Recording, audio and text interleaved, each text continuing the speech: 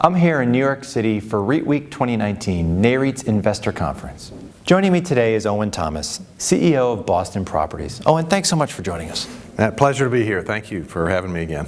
And looking at the broader economic landscape, how do you think your outlook there for what you see will impact Boston Properties for the remainder of this year? Yeah.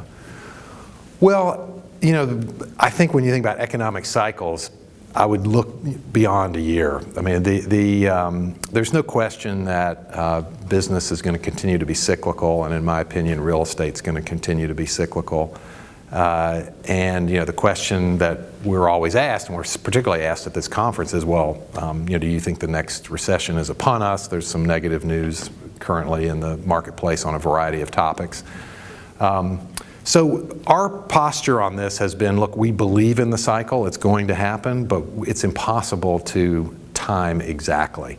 And so we want to be prepared for both scenarios. So, and what I mean by that is we're continuing to invest in new projects and to grow Boston Properties, but we're doing it in a way that we think is resilient. So, for example, we have a 15 million square foot land bank, but we're not launching new developments unless they've got a significant pre-leasing. We're keeping our leverage low. So, and in some cases today, we're bringing in financial partners into deals to ensure that we keep that leverage at a low level because we want to be prepared for a downturn.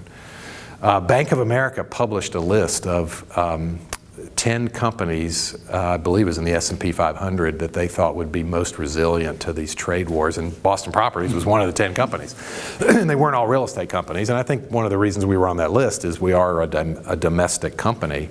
And if you look at the structure of the office business, our weighted average lease term is 7.5 years, so, or 7.6 years today. So, you know, we're set up for stability, you know, in an economic downturn for that reason. Right.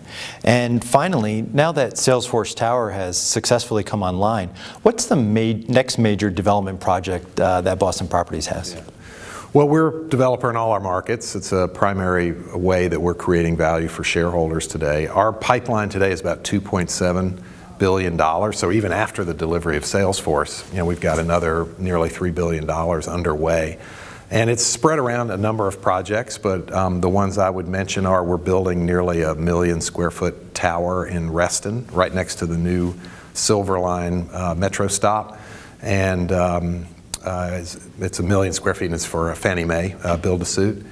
And then other projects in the pipeline, we're building the headquarters for Akamai in Cambridge. We're building Marriott's headquarters in Bethesda, Maryland. We have a major project going on the hub on Causeway right now, which you may, you know, it's the Stanley Cup is being currently played right behind the hub on Causeway, but we're building the podium phase, and then we're also building a residential and an office tower on top of the hub on Causeway. We have a residential project going up at the MacArthur BART station in Oakland, California. So we have and we're going to be adding 2 new projects to our pipeline this year. We recently announced a 400,000 square foot project for Google at Kendall Center in Cambridge. And by the way, as part of that, they did a renewal of their existing leases with us. So that was a very exciting deal. We'll be launching that this year. And then lastly, we're building a new building in Washington, D.C. at 2100 Pennsylvania Avenue, where Wilmer Hale's the anchor tenant. So a lot of development underway. It's a significant pipeline, and it's going to continue to grow. Very busy. Owen, thanks for joining us. Okay, Matt, my pleasure. Thank you. For more from REIT Week 2019, be sure to visit NAREIT's website, REIT.com.